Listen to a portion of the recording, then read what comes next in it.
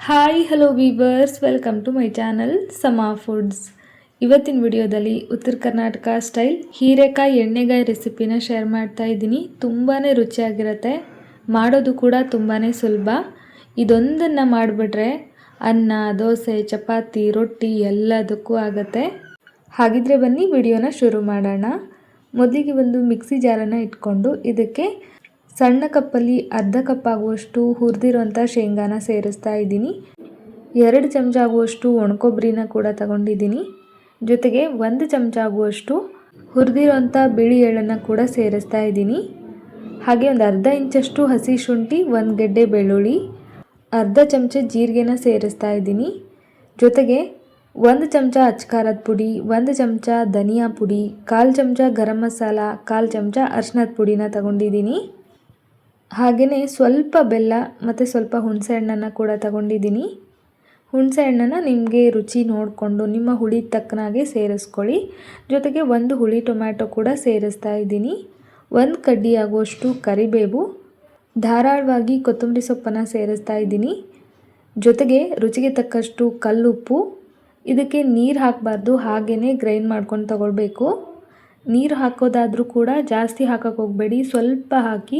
ಈ ಮಸಾಲೆ ಗಟ್ಟಿಯಾಗಿದ್ದರೆ ಮಾತ್ರ ನಾವು ಹೀರೆಕಾಯಲ್ಲಿ ಮಸಾಲೆನ ತುಂಬಕ್ಕಾಗತ್ತೆ.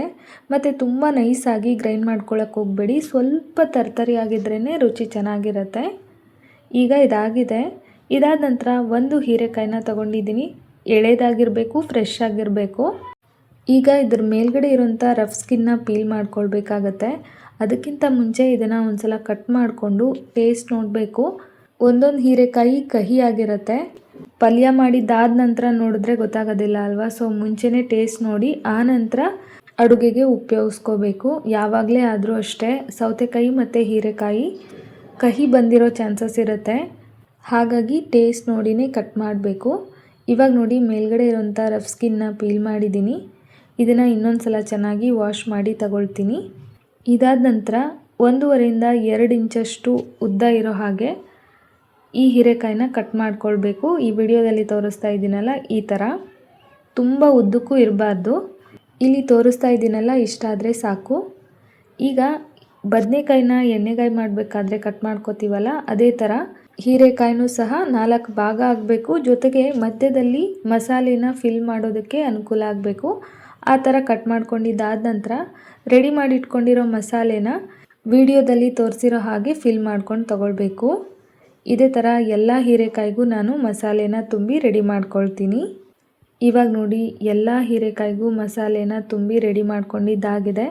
ಒಂದು ಸ್ವಲ್ಪ ಮಸಾಲೆ ಉಳ್ಕೊಂಡಿದೆ, ಇದನ್ನು ಕೂಡ ಪ್ಲೇಟಲ್ಲೇ ತೆಗೆದು ಎತ್ತಿಟ್ಕೊಂಡ್ಬಿಡ್ತೀನಿ.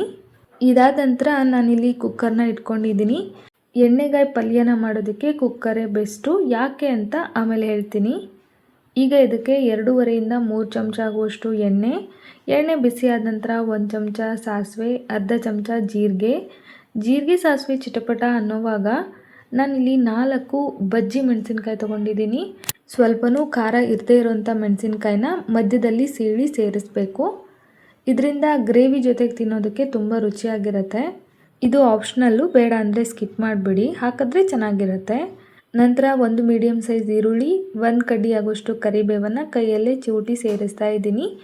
ಈಗ ಇದೆಲ್ಲನೂ ಹಸಿ ವಾಸನೆ ಹೋಗೋವರೆಗೂ ಫ್ರೈ ಮಾಡ್ಕೊಳ್ಬೇಕು. ತುಂಬ ಕಲರ್ ಚೇಂಜ್ ಆಗೋದೇನು ಬೇಡ. ಈಗ ನೋಡಿ ಹಸಿ ವಾಸನೆ ಹೋಗೋವರೆಗೂ ಈರುಳ್ಳಿನ ಚೆನ್ನಾಗಿ ಫ್ರೈ ಮಾಡ್ಕೊಂಡಿದ್ದೀನಿ. ಈಗ ಇದಕ್ಕೆ ಒಂದು ಸ್ವಲ್ಪ ಉಪ್ಪನ್ನು ಸೇರಿಸ್ತಾ ಇದ್ದೀನಿ. ನಾವು ಮಸಾಲೆಗೂ ಕೂಡ ಉಪ್ಪನ್ನು ಹಾಕಿದ್ದೀವಿ, ಸೊ ನೋಡಿಕೊಂಡು ಉಪ್ಪನ್ನು ಸೇರಿಸಬೇಕು. ಈ ಹಸಿಮೆಣಸಿನ್ಕಾಯಿ ಜೊತೆಗೂ ಸ್ವಲ್ಪ ಉಪ್ಪನ್ನು ಹಾಕೋದ್ರಿಂದ ತುಂಬ ರುಚಿ ಅನಿಸುತ್ತೆ. ಈಗ ನೋಡಿ ಈರುಳ್ಳಿ ಎಲ್ಲ ಚೆನ್ನಾಗಿ ಫ್ರೈ ಆಗಿದ ನಂತರ ಹೀರೆಕಾಯಿನ ಫಿಲ್ ಮಾಡಿ ಇಟ್ಕೊಂಡಿದ್ವಲ್ಲ ಅದನ್ನು ಒಂದೊಂದಾಗಿ ಈ ಥರ ಸೇರಿಸಬೇಕು. ಇದಾದ ನಂತರ ಮಸಾಲೆ ಉಳಿದಿತ್ತಲ್ಲ ಅದನ್ನು ಕೂಡ ಮೇಲ್ಗಡೆಗೆ ಚೆನ್ನಾಗಿ ಹರಡಿಕೊಂಡು ಮೇಲ್ಗಡೆ ಒಂದು ಲಿಡ್ನ ಕ್ಲೋಸ್ ಮಾಡಿ 1 ನಿಮಿಷ ಅಥವಾ 1.5 ನಿಮಿಷ ಬೇಯಿಸ್ಕೋಬೇಕು. ಈಗ ನೋಡಿ 1.5 ನಿಮಿಷ ಆಗಿದೆ. ಲಿಡ್ನ ಓಪನ್ ಮಾಡಿ ಮತ್ತೆ ಅದನ್ನು ತಿರುಗಿಸಿ ಹಾಕ್ಕೊಂಡು ಬೇಯಿಸ್ಕೊಳ್ತೀನಿ. ಇದೇ ಥರ ಎರಡೂ ಕಡೆ ಕೂಡ ಮುಚ್ಚಿ ಬೇಯಿಸ್ಕೊಳ್ಬೇಕು. ಇದರಿಂದ ಒಳಗಡೆ ಇರೋಂಥ ಮಸಾಲೆ ಜೊತೆಗೆ ಹೀರೆಕಾಯಿ ಚೆನ್ನಾಗಿ ಬೇಯುತ್ತೆ, ರುಚಿಯಾಗಿರುತ್ತೆ, ಸಪ್ಪೆ ಅಂತ ಅನಿಸೋದಿಲ್ಲ. ಈಗ ನೋಡಿ ಹೀರೆಕಾಯಿನ ಎರಡೂ ಕಡೆ ಸ್ವಲ್ಪ ಸ್ವಲ್ಪ ಮುಚ್ಚಿ ಬೇಯಿಸ್ಕೊಂಡಿದ್ದೀನಿ. ಈಗ ಇದನ್ನು ಒಂದ್ಸಲ ನಿಧಾನಕ್ಕೆ ಮಿಕ್ಸ್ ಮಾಡ್ಕೊಳ್ಬೇಕು. ಜೋರಾಗಿ ಮಿಕ್ಸ್ ಮಾಡಿದ್ರೆ ಅದರೊಳಗಿರೋಂಥ ಮಸಾಲೆ ಎಲ್ಲ ಬಿಟ್ಕೊಂಡ್ಬಿಡುತ್ತೆ. ಹಾಗಾಗಿ ನಿಧಾನಕ್ಕೆ ಮಿಕ್ಸ್ ಮಾಡಿಕೊಂಡು ಹೆಚ್ಚು ಕಡಿಮೆ 1 ಗ್ಲಾಸ್ ಆಗುವಷ್ಟು ನೀರನ್ನು ಮಿಕ್ಸಿ ಜಾರಲ್ಲೇ ಹಾಕಿ ಸೇರಿಸಿದ್ದೀನಿ.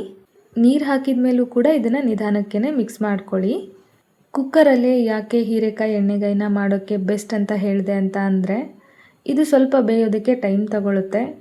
ಹೊರಗಡೆನೇ ನಾವು ಬೇಯಿಸಿದ್ರೆ ಬೆಂದು ಅದರಲ್ಲಿರೋಂಥ ರಸ ಎಲ್ಲ ಒಣಗೋಗ್ಬಿಡುತ್ತೆ, ಜಾಸ್ತಿ ರಸ ಉಳಿಯೋದಿಲ್ಲ.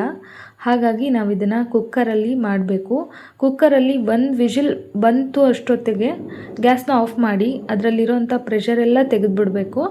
ಅದಾಗದೇ ಪ್ರೆಷರ್ ಹೋಗೋವರೆಗೂ ಕಾದರೆ ಹೀರೆಕಾಯಿ ಸಾಫ್ಟ್ ಆಗೋ ಚಾನ್ಸಸ್ ಇರುತ್ತೆ. ಹಾಗಾಗಿ 1 ವಿಷಿಲ್ ಬಂದ ತಕ್ಷಣ ಅದರಲ್ಲಿರೋ ಪ್ರೆಷರೆಲ್ಲ ನಾವೇ ತೆಗೆದು ಕುಕ್ಕರ್ನ ಓಪನ್ ಮಾಡಬೇಕು. ಈಗ ನೋಡಿ 1 ವಿಷಿಲ್ ಆಗಿ ನಾನೇ ಎಲ್ಲ ಪ್ರೆಷರ್ನ ತೆಗೆದು ಕುಕ್ಕರ್ನ ಓಪನ್ ಮಾಡಿದ್ದೀನಿ.